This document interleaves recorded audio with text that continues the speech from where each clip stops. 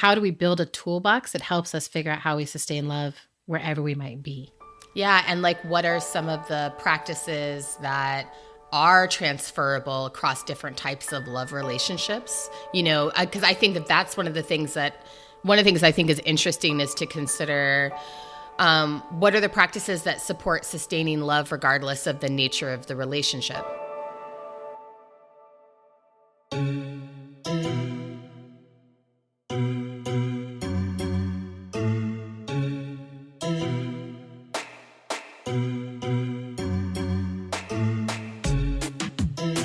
I'm Autumn Brown, a bi-curious flower child and anti-white dreads blacktivist, living on Dakota and Anishinaabe land, currently known as Minneapolis.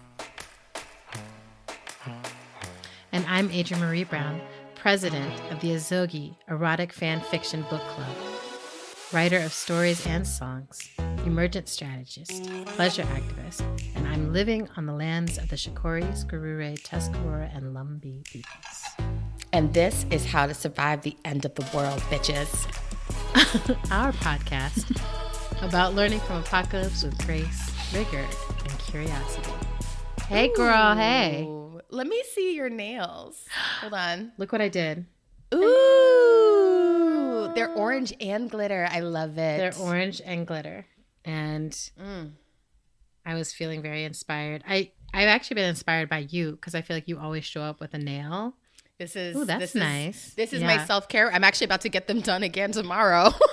Yeah, so I've been getting them done more often. And a few times ago, someone paid for me. Someone Tell this story. Yeah, it was really sweet. I was in there. I got my nails done. I was having like kind of a low day. And there was this pair of people that I was like, they look cool. They look like friends or something. Like I would know them. Mm-hmm. And then at some point they came up and introduced themselves, and they were two organizers from SONG, Southerners on New Ground. Oh, so I was like, oh, yeah. Yay. Like my organizer radar is still popping. Yes. And they were so sweet. And then they left and I stayed. I was getting this like extravagant nails done because I was heading to a wedding. Mm-hmm. One of the movement weddings of the century, Charlene Carruthers and Mary Hooks's wedding. Truly a magnificent wedding, color purple theme. But so I was like, and then I went to check out and they were like, oh, those organizers, they paid for all your services, everything you got today. And it was just like, wow. I started crying. Wow. I was just like so moved. And so now every time I go in, I'm just like, is there someone here whose service I can add to mine when I'm checking out? Yeah, that's very looks thoughtful. Like they could use that. And it's it's just fun, right? Because it's just like, I know how this feels. Yeah. It's big. Yeah. You just get to give the gift and walk away. Yeah. And just be like, okay. I love that. Yeah. So nails. You know. Okay. Other than your nails, how are you doing? How are you, my sister? Well, I'm doing good. I finally just made the call. How are you doing? How you doing? I'm doing good. So I was planning to drive down and see our parents this weekend in our southern roots places. But a hurricane basically is between us. So, and I kept it's making its way towards you. Yeah. I was just like, I think like I kind of kept having that moment, where I was like, I think I can do it. Like, I'll just have to drive into the hurricane. And Mom was like, yeah, that's fine. I was like, well. It's like one of those moments where Mom's like maternal instinct fails her. because my she wants maternal to see need you. is higher than my maternal instinct right now. So yes, drive through a hurricane. So it was really sweet because I felt like I was just like, wow, you really love me. You love me. But then I woke up really early this morning. I went for my swim. And the rain is already torrential downpour here. Wow. And the drivers are really bad and all of that. And I was just like, I don't want to hop on the road and do this for hours and hours and hours while it gets worse and worse. No. So I feel proud of myself for making a really good call. Good. And I feel really excited about this conversation we're about to have. So I feel good. I'm really excited to see what we single ladies have to say about sustaining love. All the single ladies. all the single ladies. So put your hands up. That's up in the club. Just broke up. I was like, actually, you decided to dip. Now I want to trip. Because another fella noticed me. Okay. Okay. All right. That's enough. So that's how I am. I do want to say, I had a really great week of waking up like between 6 and 7 every morning and going to swim like before the rest of my day started. Wow. And it was awesome. Like, it was like, it changes my day completely to be like, I swam. So what are you trying to bring? What's this day? What did you do before 8 a.m.? Because I swam. Exactly. Mm-hmm. Yeah. I mean, it's not comparative. It's just truly like life, bring what you will in my direction because I can handle it. I'm the kind of person who wakes up and gets my swim in and like, I can do the rest from there. So yes. Yeah. Good but job. I did not do my hair though. So it's like one or the other. It's like either I'm having a great swim week or a great hair week, but rarely do the two overlap. You know, chlorine is a way of doing your hair. Yeah. No. It's a way. It's doing something to your hair. It's a way of doing it. For sure. All right. So how are you, my sister? I'm good. It's Friday. I'm so grateful. I'm great. I'm having one of those weeks where I often don't feel the like, it's Friday, but like I'm having one of those weeks where I am really feeling it. But I had a really good week start to finish. My week began with my first ever experience of solo performing original music. Commissioned music. It was like, I was so proud of myself. I was so proud of myself because your song is gorgeous. Thank you. Can you sing it for us? Like not right. I mean, but like, or yes. So okay. Yes, at some point. At some point, yeah. I will. I think actually we should build to this. We should tease our audience with like the fact that original music is coming to you all from us at some point when we want to give it to you. Yeah, and maybe actually we release it only to patrons. You're such actually, a I know. Actually, this is a good segue into reminding people about how you can sign up to become a patron of our show. We haven't. Okay, like let me just say, we haven't decided. Falling down. I am just doing this right now. Adrian and I and Zach have not decided that original music, is going to be one of the I just tiers. love how quickly that just like I was just like, bam. wait a minute, how do we monetize this? I got it. But look, the music is good. That's what I'm saying. It's really good. I'm not a capitalist. I'm an entrepreneur. And anyway, the fact that manure is in that word makes me so happy. It's not manure. It's entrepreneur. Okay. Yeah, but you hear the manure, don't you? I do. Now I do. Yeah. I'd never heard it before. Anyway, every word related to capitalism has shit in it somewhere. Okay. Just a friendly reminder, sign up to become a patron and you might get some things. But back to my check-in. I am so proud of myself for, confronting my fears and like. What were your fears? Well, you know, my fear, a lot of my, I have for a long time as an adult, I have struggled with stage fright, which was something that did not happen to me until I was an adult. I grew up performing and never really struggled with. You weren't scared when you were younger? No. I recently finally made a connection as to what in my what was going on in my early 20s that resulted in me having so much stage fright and performance anxiety. And it actually had to do with harm that I was experiencing in my personal life. Oh, wow. Yeah, I finally made the connection. So I was like, oh, this stage fright set in right around the same time that these things started happening in my life that then carried on for years and years. And so patterns. Yeah, patterns. I was like, oh, that explains why I have had all this like, you know, sort of constraining myself and constraining my creative expression and not believing in my own voice or not believing in the power of what I have to offer. Ha ha. And so So it was really helpful because then on Monday night, I remember having this thought where I was like, I'm not even going to let myself get scared. You know why? Because that fear isn't even fucking mine. I won't let myself get scared today. I'm not going to let myself get scared about this. I'm just going to go and offer what I have and I didn't even know you could be like, no fear. I'm not choosing you today. Yeah. Well, and it's like some awesome. level, what's cool is like some level of nervousness is obviously like when we get to choose to put ourselves in like a higher risk situation and feel nervous in that way. It's aliveness. Exactly. It's kind of, it's fun. But for me, like I would experience this just like, you know, it would just petrify me, you know, like this kind of anxiety and fear around live performance that literally stopped me in my tracks from doing something that had just been a part of my person for all of my life, you know? Wow. Yeah. And so I did it on Monday night and it felt awesome.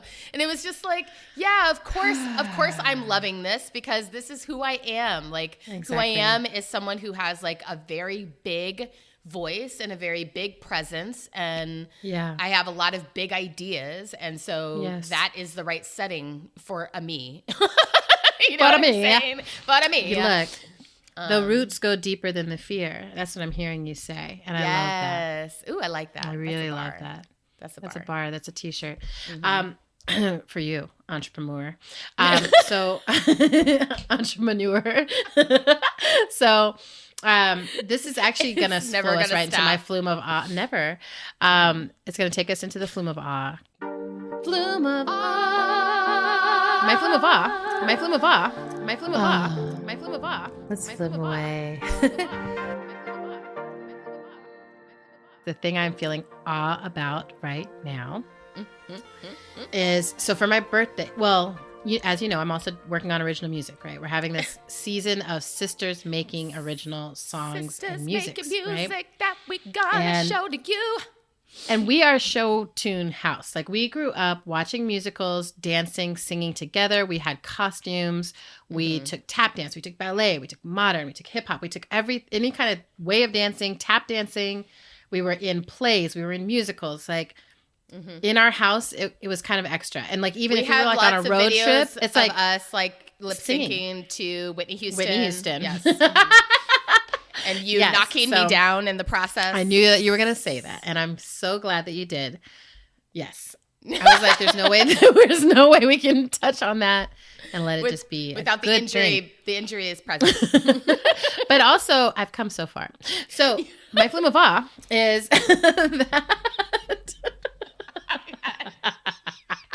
you really have come so far. I've come so far. My flume of awe is that.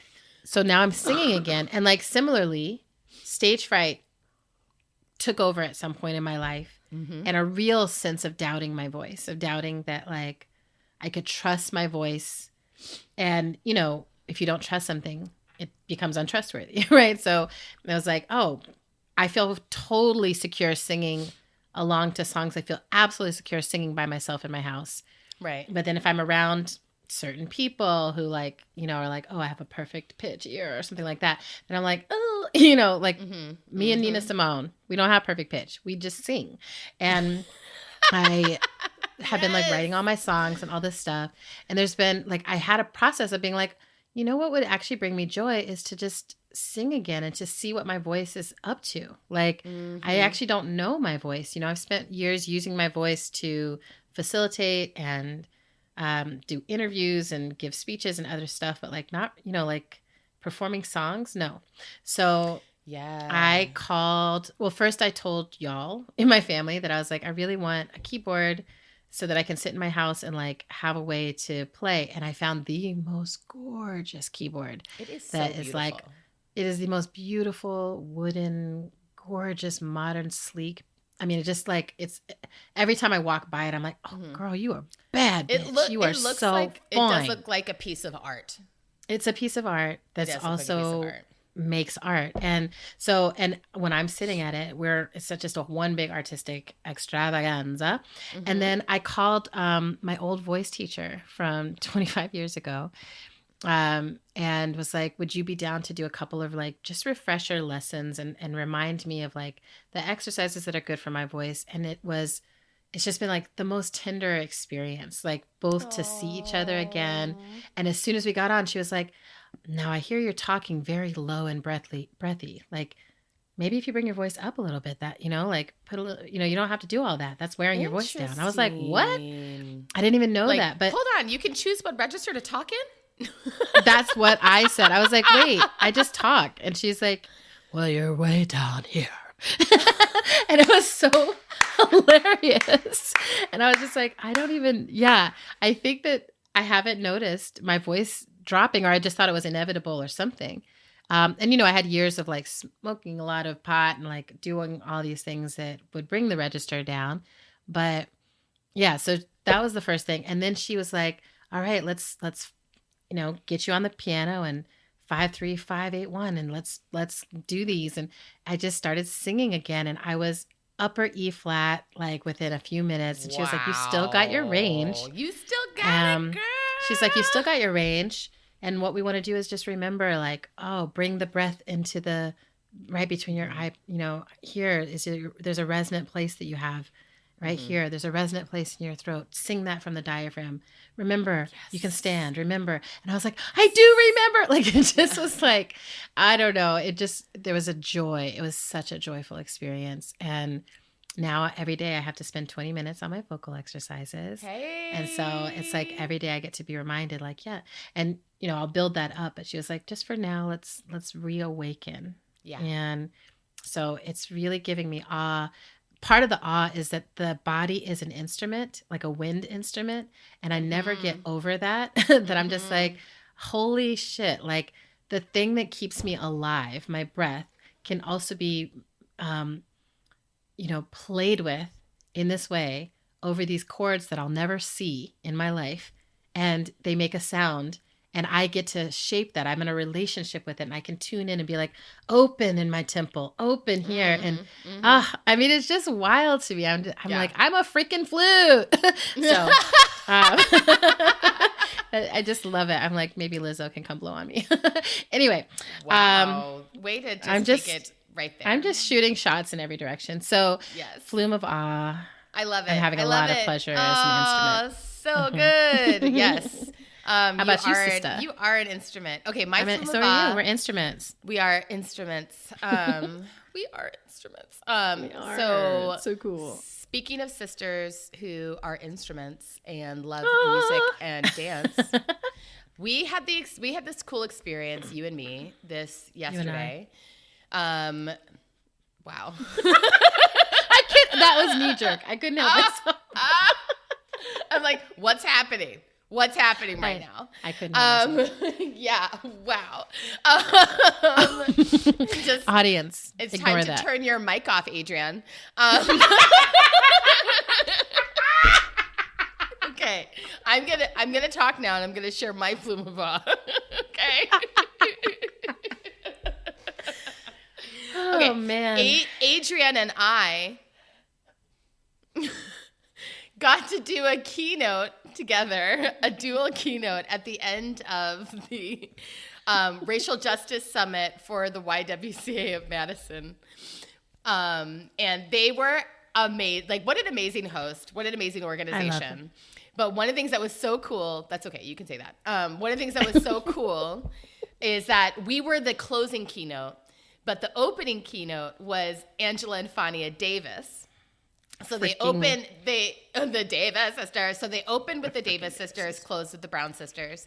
And I got to attend the opening keynote and just like bask in the experience of watching Angela and Fania talk to each other. And I wanted to bring in this beautiful wisdom from Angela Davis in response to one of the moderator's questions. So the moderator asked this question.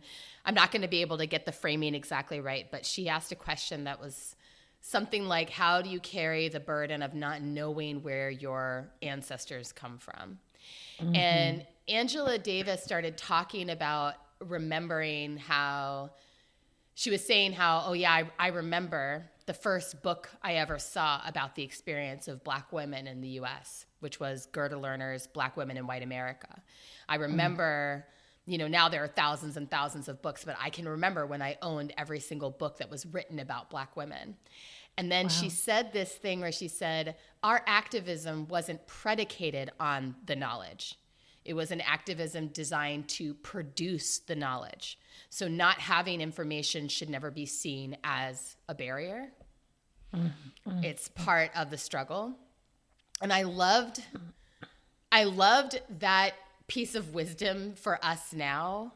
And I was just like, we have to how do we make this a t-shirt? What do we do to spread this? Because we are in this like really polarized movement moment where there's just this, these, what my friend Carrie would call purity tests that are totally rooted in white supremacy, actually, right? Of how people prove themselves to get in the door to movements, but also just this increasing sense of sort of we're constantly testing to see if people know the right things in order to be here, rather than understanding that, as Angela is saying, that the design of our work should be producing more knowledge and producing and greater understanding of the world around us.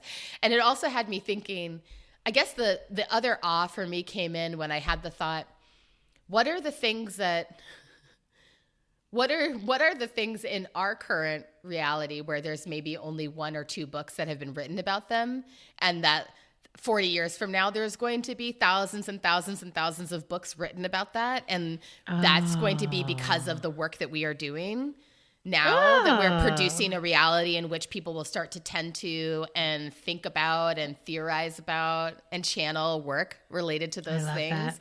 I just love any kind of opportunity, especially one gifted to us by an elder, but any kind of opportunity to just really situate yourself in time. I really appreciate that. Delicious. That was my flume. Yeah, I love that, sister. I love those sisters, and like I really feel great. I can't believe that we get to be overlapping sisters with them, right? I know. Like I'm just like, wow, this is real. Yeah, and like, I love building with them. So we're going to head into our content today, and it's really interesting for us. Last week we talked about, or last session we talked about falling in love versus choosing to love, and that really we're not falling. It's a choice that we get to make, and we can make it with a lot of intention. And this week we want to talk about what it means to sustain love, and both romantic love and other kinds of love, like sustaining familial love, sustaining friend love. Like, what does it actually take to make love last, right? And how do you know the conditions are right to fight for that love to last? Yeah. So we have some wisdom from Bell Hooks, who is the guiding ancestor of this season, and particularly her work all about love. So do you want to read one of these? Yeah. I'll read the short one, which is, love is an action, never simply a feeling. And then she said, I feel our nation's turning away from love, moving into a wilderness of spirit so intense we may never find our way home again. I write of love to bear witness both to the danger in this movement and to call for a return to love. Right? So I like these quotes in relationship to this content, because I think that so much of what we're trying to do is unlearn these ideas of love we were given, where it's like, love is the romantic, swoony, overwhelming feeling that happens, that you fall into. And then the story ends, the credits roll right after you commit to each other in some way. And then that's the end of the story. And I feel like what Belle was onto was like, there's a series of actions, a series of extensions you have to be in, and you have to keep coming back to it, and keep coming back to it, and keep coming back to it. And I feel like I've got a lot of skill in this department and a lot of learning edges in this department. So in some ways, when I look at my own life story, I laugh at myself, because I'm like, I'm really good at many things, but not choosing romantic partners. And I feel like I choose now. I fall in love with incredible humans, right? Yeah, All of totally. them are very unique, very dynamic, very intelligent. There's a lot going on there. Yeah. And yeah, great humans, but not for me, right? Not as And so partners to you. not as partners, romantic partners in my life. Mm-hmm. And what ends up happening most of the time, but because we come from a long love story, and we're going to try to see if we can get our parents to weigh in here with some wisdom. So we'll see if we can get them. Hi, listeners. Just interrupting here because actually we did ask our family, and my mom actually did send a little audio wisdom along for all of us. And I think we should just go ahead and play it for you at the top because it might be the most useful wisdom on sustaining love. Yeah, check it out. Hey, Adrian. I know you asked me for a voice memo on the question of how do you sustain or have sustaining love over the years. I thought about a couple of things. First of all, I know that for us, that in the early years when we're having babies and raising little ones and everything, that it's so important to make time for each other to date. Even if you feel like you can't afford it, find a way to make some time for each other. You just need that time that it's just the two of you to communicate, talk, hold hands, share a meal, have some fun, whatever that is that you want to do during that time, but make sure you date. Okay, dating is important even when you're married. Okay, the second thing I really think that helps sustain love, and it doesn't matter whether it's in a romantic setting or friendship or any kind of relationship, is forgiveness. Accept when you're wrong, which is not always easy to do, and ask for and give forgiveness. Be willing to do that. We're all human, and so is the person that you're in relationship with. So be willing to say, I'm sorry, and then let it go. I think the true sign of forgiveness is being able to get to where you're not always dragging up the same old thing every time. If you're still bringing up stuff, you haven't forgiven the person, in fact, and sometimes you haven't forgiven yourself. So forgiveness, I think, is key. And that also is all about communication, all right? Those two things are really, I think, very key in sustaining love over a period of time, okay? All right, I love you. Bye.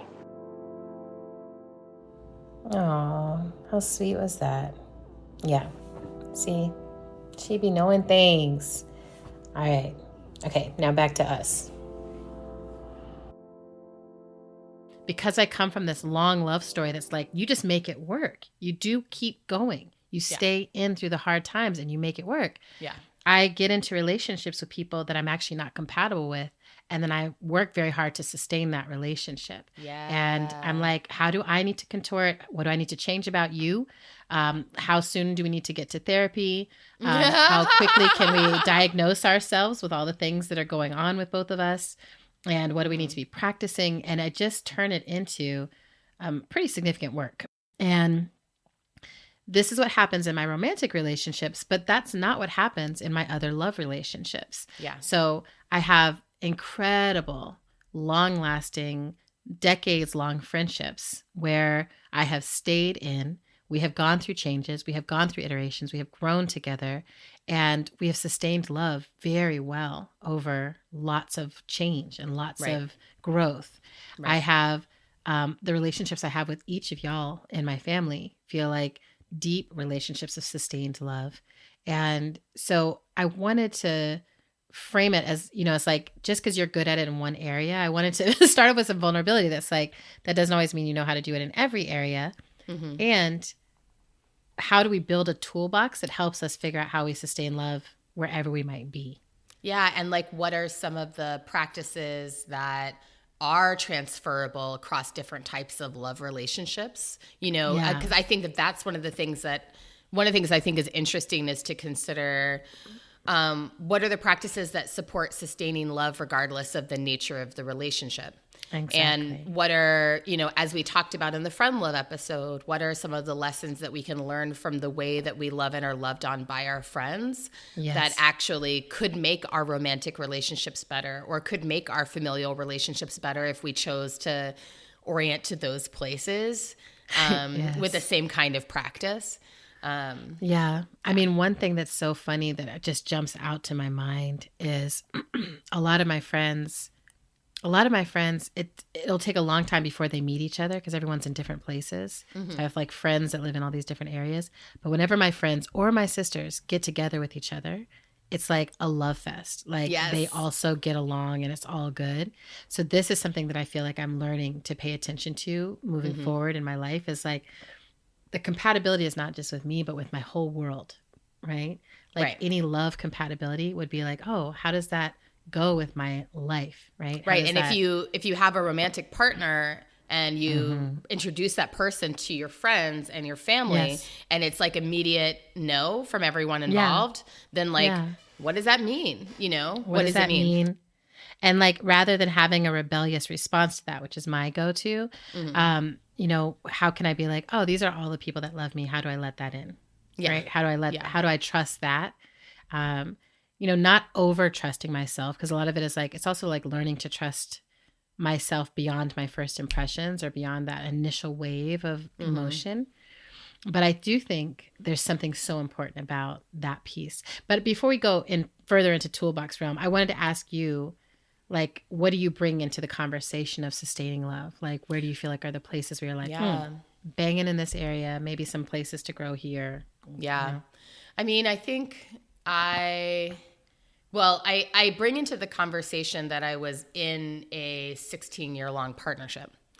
And that's such a long time. It's a lot. I mean, it is a long time. It's not as long as some people's relationships, obviously, but, and I feel a lot of, maybe a weird sense of pride in being able to maintain a relationship that, over that duration of time, especially considering some of what happened inside the relationship. It's one of those things where I remember when I walked away, when I finally did walk away, I walked away knowing I did do everything I could to sustain love.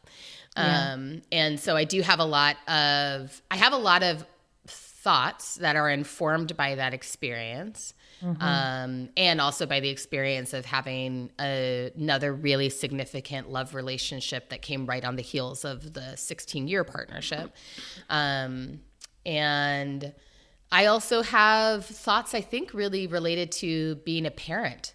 Because this is my children will be the most significant long-term relationship of my life.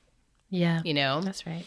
I mean, that's how I think of it now, where it's like my children, where are the relationships where for me, there's no opting out ever. Yes. And for me with my children, there is, because I don't have an orientation that I would ever reject or disown any one of my children. It means that there is no opting out of that relationship ever, ever, ever, no matter what. And so that is one of the primary relationships where I do invest a lot of thinking of how do I maintain as loving of a connection as possible with my children, regardless of what's happening in their lives or what's happening in my life or what is unfolding between us. And I have a story to share about this in this moment of where I feel like I'm at with it right now, where I took my kids to therapy yesterday, and generally my practice is all of my kids see therapists in the same practice, and they all see their therapists during the same hour of the week. And generally my practice is that I join one of my kids' sessions for the first 15 minutes and another kid session for the last 15 minutes. And with my teenager, I only ever join if he invites me in specifically. And so anyway, so with one of my kiddos, I joined her session, and she was mad at me as we were walking into the session because I had told her to put away her phone. And she was in the middle of sending one final text message to her bestie, and she was really upset about the fact that I was like insisting that she put her phone away. And within 5 minutes of me getting into the room, she kicked me out of the therapy office. Yep. And I was like, okay, cool. I'll be in the lobby, you know? Yep. And I remember like stepping out, going into the lobby, sitting down, and then thinking to myself, wow, this kid feels so safe in our relationship. Yes. Like, she feels so safe with me. Like, she knows that she can literally look me in the eye, glaring, and say, can you leave now, Mom? During therapy. And that there will be no issues, that there will be no retaliation, that she doesn't have to fear my response at all. And in fact, she walked out of therapy and gave me a huge hug. You know what I mean? She was fine by the end of the session. And for me, that, you know, I guess that relates to one of the first lessons in the toolbox of like, how do we sustain love is about cultivating an environment in which the person that we love is not afraid of us. That's right. Right. And so, and I think that that's a lesson that I lean into as a parent, right? That like, it's important for me. I want my kids to respect me and respect my authority, but it's important to me to cultivate an environment as a parent where my children are not afraid of me or aren't afraid of how I might react to something. And I think that that's transferable, that it's important to me that my friends not feel afraid of me. It's important to me that a partner not feel afraid of me, that members of my family don't feel, you know, any sense of like, well, I don't think Autumn has the ability or capacity to hear this. Yeah, I really, really, really love this piece of the toolbox. So, and it feels in some way tied to like one of the first things that was on my mind was boundaries. So it's like, there's also like, I don't feel afraid to set a boundary. I don't feel afraid to articulate a boundary. I don't feel afraid to speak a need. I don't feel afraid to negotiate. I don't feel afraid to be myself. Yes. And there's that Thich Nhat Hanh quote, which I always feel fine bringing Thich Nhat Hanh in because he and Bell Hooks respected each other and they were on the same wavelength in a lot of these things. You know, but Thich Nhat Hanh said the idea is to love such that the person you love feels free. Yeah. And I'm like, all of that is tied into like freedom. Is like, I have freedom because I can set the boundaries I need to set. Right. And without manipulation, you know, I think about this so often, like watching you parent, I'm like, wow, it's so amazing to see how you do it without manipulating. Like you're very straightforward and they are straightforward and back to you. Yeah. And, yes, they are. You know, in ways that like, you know, I want to say this very tenderly, but like we were kids who were spanked and a lot of people in our generation were kids who were spanked. And now we're seeing all these kids who are being raised in generations where their parents are not doing that. And you can really see the difference. Yeah. Both in like what they will, you know, like the things that your kids will do sometimes. I'm like, woo, you can tell the difference. Wow. You know, I was like, let me hold back my trauma there. You know, but it's also like, wow, like they are really getting to explore all the edges of who they are and set boundaries. Have you set boundaries and be like, actually, this part is non-negotiable and this is. Yeah. And boundaries also like, you can feel the way you feel about it. Yeah. Right? You can be angry and you can kick me out. This is still, you have to be off your phone. And exactly. I can leave, and you can feel however you feel about it, but this is still my therapy session. I'm going to have it. Literally am in the position of I can turn your phone off if I need to. So like, I am the final authority over this phone. I'm the final authority. I'm the mom. Well, so that also is part of the toolbox is transparency around power dynamics. Transparency around power dynamics feels like such a huge piece. And I feel like it's taken me a while to understand that piece, to learn that piece. You know, I feel like because power dynamics are always shifting, but there are certain key, like kind of big things that like you can sit down with someone very early and getting to know them and be like, oh, these aspects of our power dynamics relative to these larger scale systems that exist are going to play out in our relationship. And how do we turn and look at them very clearly? How do we name when they're showing up? How do we be in right relationship with the power dynamics of this dynamic, whatever it is? And I find this shows up a lot with my friends where we'll be going up and down different class places and really trying to be like, okay, how do we stay in right relationship with each other and give each other good advice and feedback and support, when it's like, my answer is go get a massage. And, one of my friends might be like, that's not an option for me literally right now. not in the realm of possibility for me financially. Right? Yeah, totally. Exactly. And I'm like, okay, well, I'll cover it. And it's like, well, but then there's a power dynamic that's like, if that happens a lot, then it's like, okay, how do we make sure we're staying in a good place across whatever the power dynamics are related to money, related to jobs, really, like I have a lot of close friends and family who I work with, and it's like, how do we stay in right relationship with each other? And to me, that's the work of sustaining love, is being like, let's say what is actually true about the power here between us and how it feels to both of us. And actually, is it possible to have a righteous relationship given that? Right? Yeah, it's so interesting you bring this up too, because I think in romantic relationships, this is one of the biggest hurdles, right? Is navigating the way, particularly the way these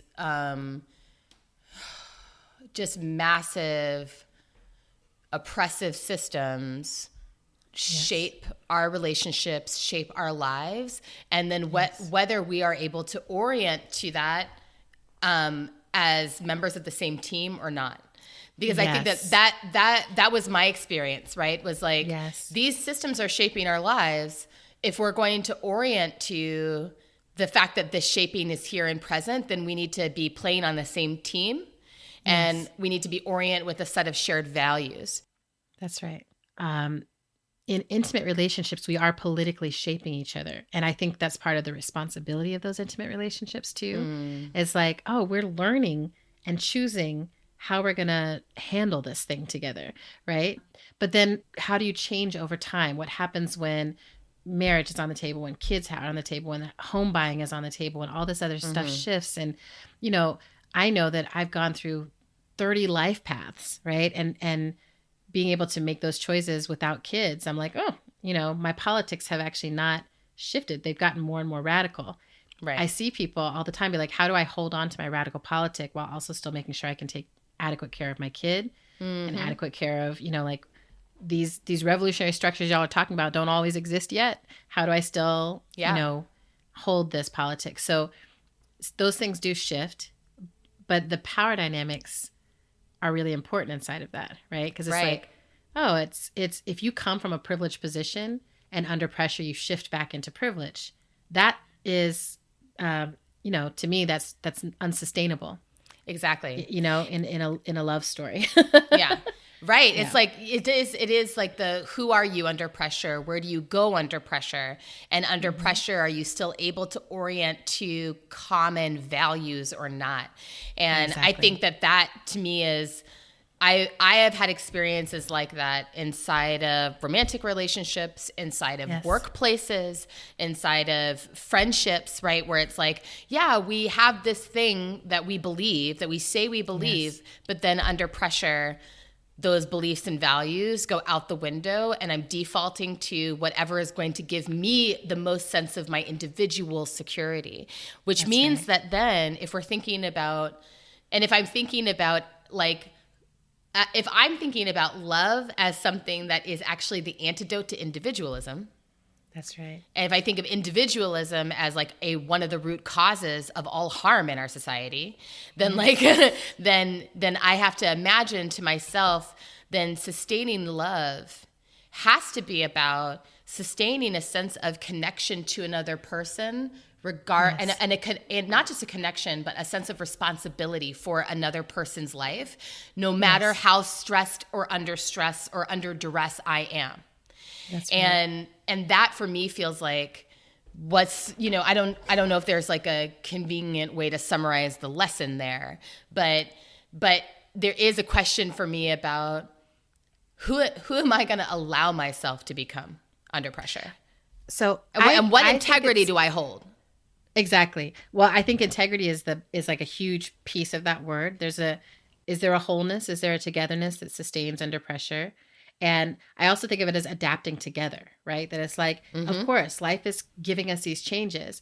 But if we're side by side rolling through these changes. And if I find something out, I want to make sure you also know. If I get a tool, and you know this as my sister, I'm like, sister, I just heard the next podcast we need to download into the collective consciousness. Exactly. Sister, I just read this book and here's everything we need to know, about it. And like, I feel like with my friend and familial and love circles, that's something that really matters to me, is being able to be like, we're evolving together, we're adapting together. And part of why I want us to have these tools is so that under pressure, there's not that sense of reverting into a separate place or becoming enemies, right? Which I think is what happens. It's so hard to go through breakups and not become enemies to each other, right? When it's like, I'm not trying to become an enemy to you ever. Like when I go through friend breakups, when I go through romantic breakups, for me, it's always like, there's something that's incompatible about how you're structured and how I am structured.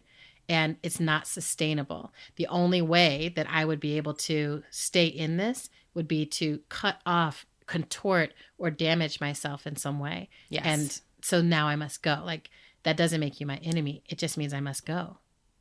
I have to say, this, for me, this feels like it speaks so directly to my last breakup experience with my beloved Melinda was so transformative, because ultimately what happened was we decided to end our relationship to sustain love between us.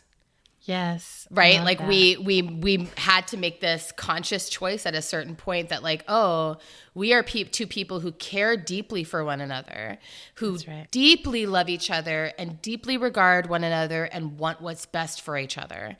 And in order for all of those things to continue to be the case between us, we can't be romantic partners, actually. That's right. It was such a healing experience for both of us, actually, to go through that. For me, especially because it was so the opposite of what my previous, the end of my marriage was like the opposite of that. And it was so beautiful for me to get to have that experience of, oh, this capacity lives within me, the capacity to choose love over attachment. To be able to say like, ding, ding, ding, ding, ding, ding. Yeah, exactly. I mean, it's like such a huge thing. Like in all of my breakups, I have made the choice while I still loved the person, right? And I've been like, I love you. And I see the incompatibility and I see what's going to happen, right? Yes. And it's like, let's call it now, because this is going to hurt and it's going to be hard, but there will be a moment down the line when your growth has happened and my growth has happened and everything has happened, and we get to land into some place where we can look at each other with respect and dignity and be like, I still love you. Yeah, right? And exactly. I love who you are now, and I love who you're becoming. And I have friendships of various levels of intimacy with all these people that I've had really intimate, deep, loving relationships with. Right. And part of that is because I'm like, oh, we didn't wait and strangle the love out of existence. Right. We didn't try to push past that moment, right?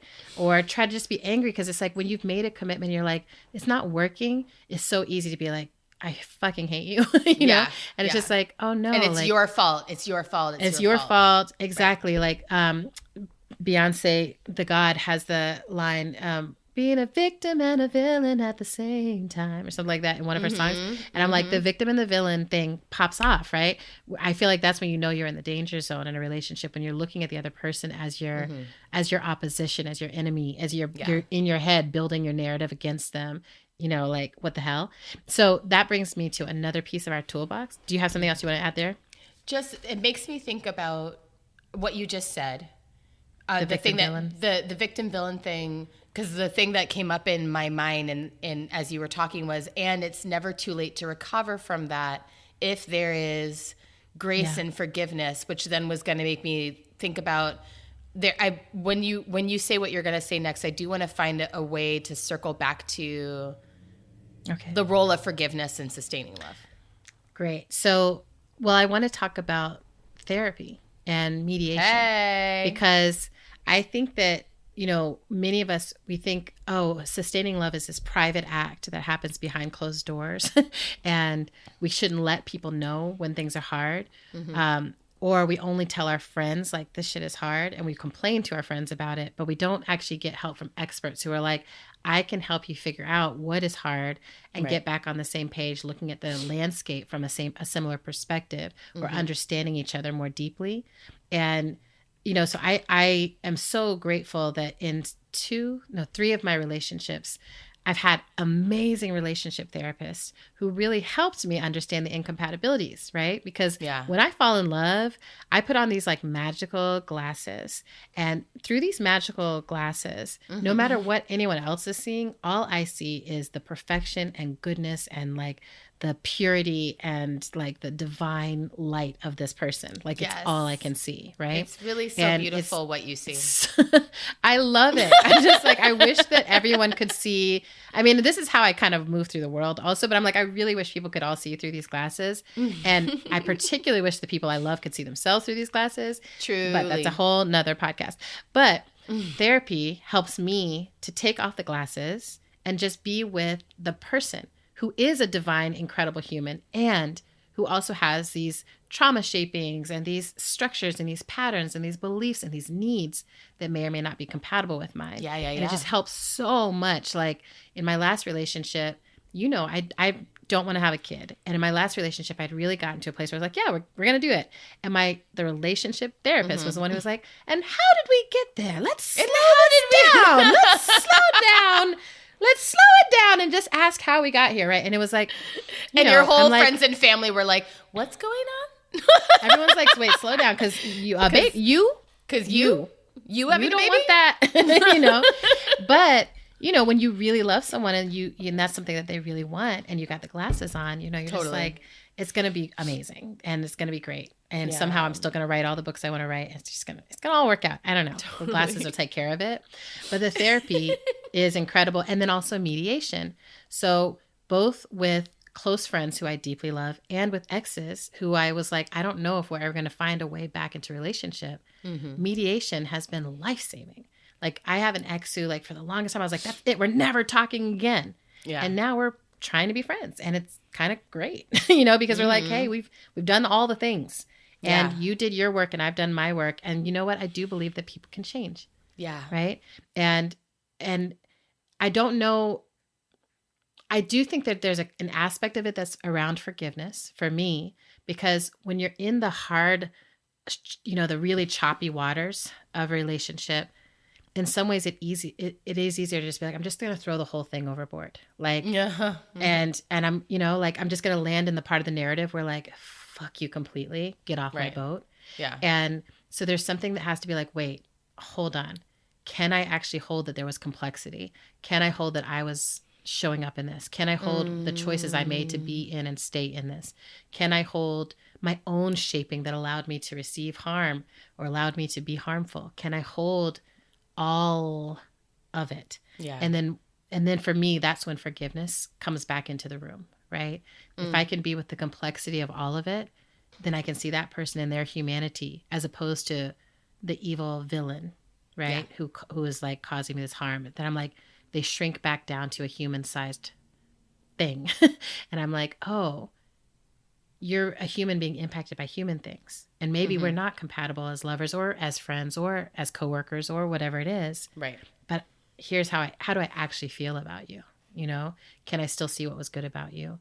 And I also want to say that for me, the forgiveness has to do with being done with the patterns of manipulation or the patterns of harm or the patterns of gaslighting or the patterns of, you know, whatever the dynamics, like, because that's what happens in relationships when they start to go awry, is like all these control mechanisms start playing out. And I think it happens for everybody, but like I've seen this play out so many times where I'm like, ooh, that person is acting wild, but then when it's brought out in the other person is a control beast, or, you know, like it's like we take on these shapes, right, that are like, oh my God, that's not the shape I meant to be in. I feel like the mediation, the therapy, and time does what almost none of the other things can do, get us back to a place where it's like, are you willing to set down that harmful behavior towards me? Yeah. That harmful behavior, that way of being in the world. I'm willing to set down anything that I was doing that was causing you harm. And, you know, and let's move forward. And there are definitely some places where I'm like, I don't know if a person will ever move past these patterns of behavior. Yeah. And so it's like, that doesn't mean I don't love them. Yeah. It's such an interesting territory. Yeah. I think for me, some of my most powerful experiences with forgiveness are like entirely internal and have nothing to do with they have nothing to do with anything that's happened on the other side of the dynamic, right? That's good. Yeah. It is about the like what as you were naming the when there's been a release from the pattern of manipulation, gaslighting, or whatever. Yes. For me, when I've been able to experience that sort of powerful sense of, oh, I'm not holding anything anymore related to this, and it has nothing to do with you or whether you have changed. It has everything to do with me and how I understand what happened and how I understand who I am now. And I'm no longer attached to the version of myself that was in that story. I'm no longer attached to that story as something that defines my life. Like that's been one of the deep things for me to notice over the years is like, what are the stories that I tell now about things that happened 3 years ago? Whereas like 3 years ago, the story I was telling was a really different framing, Yes. And so to me, good. there is something in the... It's actually that integrity thing that you were talking about earlier too. It's like I've actually integrated the lesson that you came into my life to teach me. Exactly. Right? Exactly. The lesson is learned. I got it. So I no longer need to hold you in contempt for being the teacher. Right. And I think that like when we're talking about sustaining love, it does help. And I think maybe the reason why it felt important to me to bring in grace and forgiveness is that it's important for us to not lose sight of how mysterious and mystical and unknown love really is as a force in the universe. It's like you were saying, I think yesterday during our keynote about how love is like gravity, it's like I believe it is.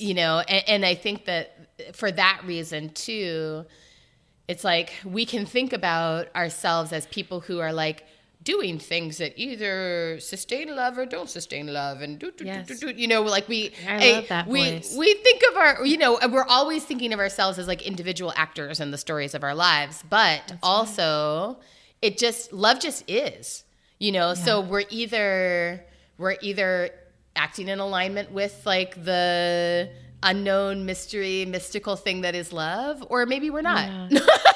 And it's also, for me, it's also really helpful to have a sense of like, okay, so love as gravity, things fall to earth, right? Like gravity, like has the right relationship for some stuff. And for others, it's like, sorry, you're going to crash. Like that's the end. Right. And that doesn't mean there's not still a sustaining role. Like that thing's going to crash into earth and then disintegrate into the earth and be eaten and become food and become life. Right. And I feel like the same thing happens with love. Like I had a very dear friend of mine, when I went through a breakup like 10 years ago or something, I was like, I was wasting my time. And she was like, you are never wasting your time when you're loving. When you're loving, like that love is all generated inside of you, and you are learning so much about your capacity to love. You're growing your capacity to love, and you're loving yourself by taking the risk of opening this heart up. And like, that's all good learning, and that you get to keep that and take it with you. And it was such a game changer because I never feel regret about my love. Like love that I've offered to people, love that I've experienced with people. I'm like, sure, it ended. And like, that's sad and that's hard. But like, oh, I'm so, I tell people all the time, like, I'm so grateful. I got the experience of being completely swept off my feet and being proposed to in front of people I loved and like loving, like I'm grateful for every love story. Beautiful proposal. It's beautiful, right? And I was like with someone who was like, I think of romantic, big, beautiful things to do. And I'm like, this is awesome. Yeah. And I can access all the good. Like, I'm like, just because it had to end doesn't mean it wasn't incredible. And that's all of my love stories are like that. So I think there's something about that. It's like the force of love. If you let it be a generative thing, it's like, okay, now the container is shifting. But like, that's okay. Because all that love that got generated in me, like I'm even more powerful with love than I've ever been before. Like I let myself love more broadly and more sustainably in some ways than I've ever loved before. And I knew when the most sustainable thing to do was choose myself. Right? Ooh. Right? So I also have been saying this all summer long that I'm like, there's also something about sustaining love that is like attending to the self in the present moment. Like I am the great love story of my own life. We are all the great love story of our own lives. And my job at all times is to be loving myself in the present, and then to see, like Eartha Kitt said, like who wants to come and share that with me from loving themselves. And it's really beautiful I love getting older, because you start meeting people who are like, oh, we know it's not this one-time story. It's going to be many love stories. And like, tell me your love stories. Tell me your love stories. I recently got to hear from two friends who like have been in trying to land a love story for almost a decade, and they're finally landing it. And it was like, wow, I'm so happy about this. It was so titillating to hear. And I was like, I've been watching them. I've been like, I don't understand why y'all don't just go ahead and get it popping, but they had to figure it out, right? And I think I love that aspect too. That I'm like, oh, it's there's something about how people love themselves, and like let that show that allows a different kind of love to be possible in the collective field. Right. It's like I want to be. I think that's what Bell Hooks was talking about. Is like we all need to be able to return to love. That needs to be something that we're practicing and capable of, and actively in. Right. That's deep too. The like idea of also like, I don't know. I'm just thinking of the two friends, loving from afar and taking their time. I think about that too. Of you might have people in your life where you're like, yeah, I would want to be more ready than I am now to be in that. Yeah. To be in that. Yeah. I would want to be able to, and to me, that's why. Gosh, crushes are so important and powerful. I've been talking to my kids about this lately, about how like I've been like really lean into the absolute dynamism of having a crush, especially a crush who doesn't know that you're crushed out on them. Like there is nothing like that feeling of just being like, I can't stop thinking about you and you have no idea. It's like, it's such a special kind of love, get to like just, I don't know, be in dreamy magic land, but like with no consequences. It's so cool. I know someone just confessed a crush to me by sending me a meme that was like, having a crush is so hard because why can't I think about anything fucking else? Like, please let me think about something else. And I was like, oh, do go on. But I also I'm like, one of the things I'm learning is being like, yeah, have a crush on me. Like, that's good and nourishing for my self-love work, even if I don't need to react to it, or even if I don't need to act on it. Yes. I'm like, you should have a crush on me. I'm fine as fuck. I'm smart as fuck. I'm living my best life. Like, I'm delicious. Totally. Absolutely. So, but I also think there's something around the standard raising, right? And I just want to say that as the sustaining love toolbox, as we come to an end of what we have to offer in it, I think there's something around like, each love story should raise your standard for yourself. If you're in one love story that lasts for a long time, hopefully between you keep raising the standard of what it means to be loving yourselves and loving each other and creating a field of love. And again, the more we all learn to practice and do this for ourselves and with each other and with our friends, with others, we actually impact what is possible for the field of love in the world. It stops being a theoretical future place that we hope to generate, and it becomes something that's possible in the present because we're loving every day. And I think that's what we want to be up to. I love it. I love it. I do want to give you all homework, which is to listen to, we're going to drop this link, which Sage Crump sent to me. We're going to drop it in the show notes. And it is a recording of Rochelle Farrell and Layla Hathaway with Lettucey and Rasan Patterson singing Love is All Around. And it's a live performance from April of 2011. And I promise you that if you feel like, I don't know what's going on with love, I can't quite feel it, if you put this on and you just listen and watch how they look at each other, how they sing with each other, how they breathe together. The song goes on and on and on. And every time I'm feeling a little lost, I put it on and I listen. And by the end, I'm like, all right, love is all around. Mm-hmm. Like, I have to bring my attention to it because it is all around. Yes. Right? So go, that's your homework for this episode, is to really listen to it. I love it when you assign homework. Yeah, I'm going to start doing it more. I feel like it's something we need more of in this world. I have so much homework to give people. You're like, how did I miss my career as a school teacher? Yeah, I'm like, especially, I want one of those pointer things where I'm like, and this is, I'm pointing at the chalkboard. Yes. You need a chalkboard and a pointer. Yes. Or you could get one of those little laser pointers. It's not as fun. I want something that's like, whoop, you can hear it in the air. Okay. Let's do a top culture, sister. Quick top culture. Very quick. God, Why so quick? Such a nerd. That's why it has to be quick. Is that because what I'm about to say is so nerdy? I just read Fire and Blood, which is basically like a genealogy of the Seven Kingdoms, 300 years before the events of A Song of Ice and Fire by George R. Martin. Is it the Dim Dragons story? Is Dem Dragons. Is it? But actually, what's annoying about it is you get to the end of Fire and Blood, which is like, I don't know, it's a really long book. It's like, you can see what I'm saying. It's like this thick. It's really big. It's the size of her head, y'all. It's like the size of my head. And then you get to the end and you realize that he's only covered half of the Targaryen reign.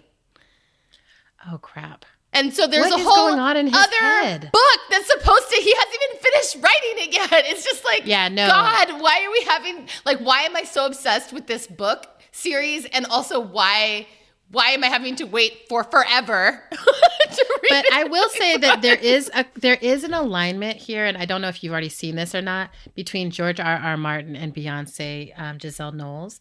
And I feel like people don't make this comparison enough, but like, these are both people who are like prolific creators and have given us a shit ton of content. I mean, like so if much you stack content. all the books that he's written up, they're taller than people, right? Yeah. So, really right. like, it's a lot of work. And yet it doesn't feel like enough. And yet it doesn't feel like enough. it doesn't feel like enough, which is also the Beyonce thing where I'm like, she's given you so many albums of clothing lines, children, visuals, all this stuff, right? And people are like, why are you released complaining? This incredible album. And people are like, where's the video? Where's the video? I was like, oh my God. And I just feel like she and George R. Martin should sit down and be like, it's so hard to create at a pace that feeds our audience. I see your point. Thanks.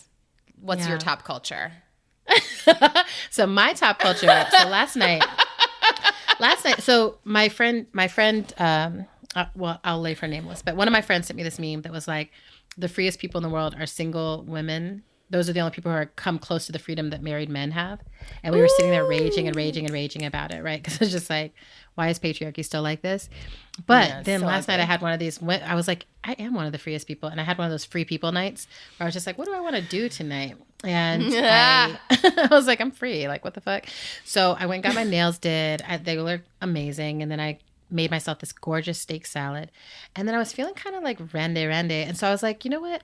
I'm going to write my Izogi fan fiction. And I wrote a fan fiction that was so freaking hot, I almost slipped off my couch. Like, it was so sexy. And I was like, oh my God, I think that I might need to do like a whole separate place online where I just write fan fiction erotica of like major things that don't have the right This sex is me scenes in clapping them. and also all of your fans who are ready to do more things in response. I'm like, you guys, I'm really good at writing erotica. And so the top cultural moment was like the experience I've had of now having 2 dates with Izogi, which is what I call it when I go to the theater and watch the movie. And being like, how do I have more experiences? Have you seen it yet? I'm going tomorrow night. I had this. I'm taking myself on a solo date to see The Woman King. I really, if I could fly over there, I would fly over there and go see it with you. Maybe I'll just go see it a third time just so we can see it at the same time. And then you can call me right afterwards and be like, I see what you mean. Yes. But you can't fall in love with Izogi. You have to pick one of the other people. Okay. Got you. No, actually, there's enough Izogi for everyone because it's imaginary. Yeah, it's literally in your imagination. I know, but the Izogi of my imagination is very loyal to me. And I am her singer griot drummer.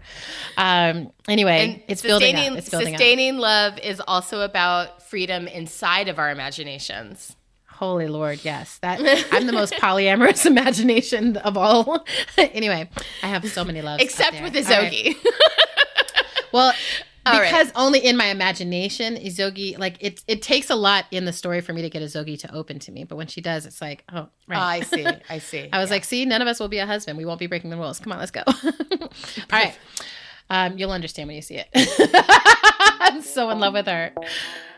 Thank you for listening to our show. We're on Twitter and Instagram at End of the World PC. We're also on Facebook at End of the World Show. I just want to point out to people that I'm literally giddy over this character. You literally are. It's not even like I'm blushing. Like it's not. I'm not. I don't know what to do. It doesn't make any sense, but it does. You'll see. You'll see. Okay. You'll see. You'll go see it. You can make a sustaining donation to my giddiness and the awesomeness of everything that we're doing here by visiting our page at patreon.com/End of the World Show. Another incredible thing you can do to help our show sustain itself is to write us a review on Apple Podcasts if you are an iPhone person. Thanks. What was that? I decided making fun of me trying to talk higher? I decided to change register. Because that felt a little weird. I'm just like, trying I felt like it you were out. like talking like a squirrel. I'm just trying it out. Well, How to Survive the End of the World is produced and edited by the incomparable Zach Rosen and transcribed by Jess Pinkham and Sarah Rubbins Breen. Music for today's show comes from Tunde Alaniran and Mother Cyborg. We love y'all. We're glad you made it this far. Keep going. Yay. Wow, I kissed. Okay. Wow, we've never done that. Woof. Arrgh.